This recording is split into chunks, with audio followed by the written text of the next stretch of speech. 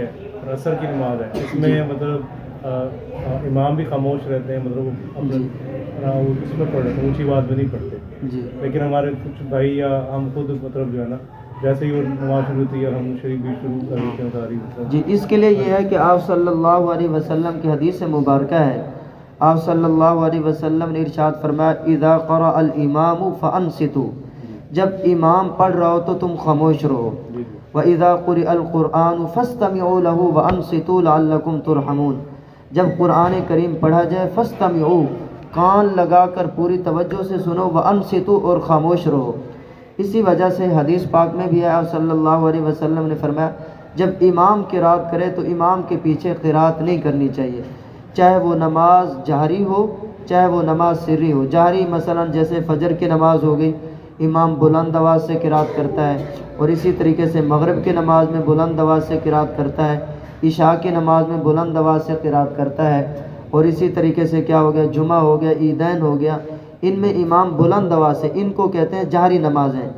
چاہے امام بلند آواز سے قرات کر رہا ہے تب بھی ہم نے خاموش رہنا ہے، چاہے امام جو ہے نا وہ سرن قرات کر رہا ہے، جیسے عصر کی نماز ہو گئی، ظہر کی نماز ہو گئی، ان میں امام وہ کیا کرتا ہے، سرن قرات کرتا ہے، آہستہ آواز سے قرات کرتا ہے۔ دونوں نمازوں میں چونکہ آپ صلی اللہ علیہ وسلم نے فرمایا جب امام قرات کر رہا ہو تو تم نے کیا رہنا ہے، خاموش رہنا ہے۔ تو جب امام قرات کر رہا ہے چاہے ہمیں اس کی قرات کی آواز کانوں میں پہنچے یا نہ پہنچے، حکم یہی ہے کہ ہم نے کیا رہنا ہے، خاموش رہنا ہے۔ باقی اس میں یہ بات بھی سن لیں،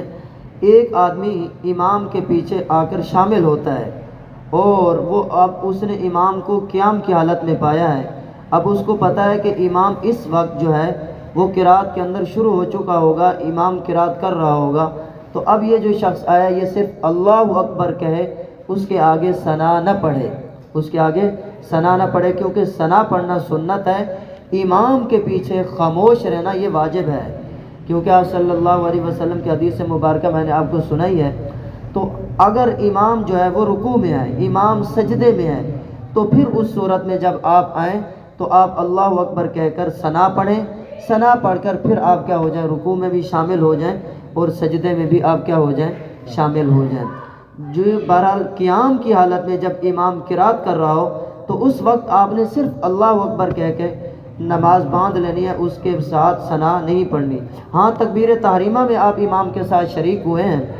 آپ کو پتہ ہے کہ ابھی امام بھی وہ ثنا پڑھ رہا ہے تو آپ بھی اس وقت کیا پڑھ سکتے ہیں، ثنا پڑھ سکتے ہیں، لیکن اگر کچھ تاخیر ہوئی، آپ کو یہ تیقن ہو چکا ہے کہ اب امام قرات کے اندر شروع ہو چکا ہوگا، پھر اس وقت آپ نے ثنا نہیں پڑھنی، صرف کیا کہنی ہے،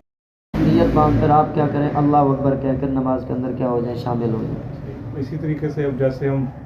جی نماز شروع ہو چکی ہے اور دوسری تیسری رکعت میں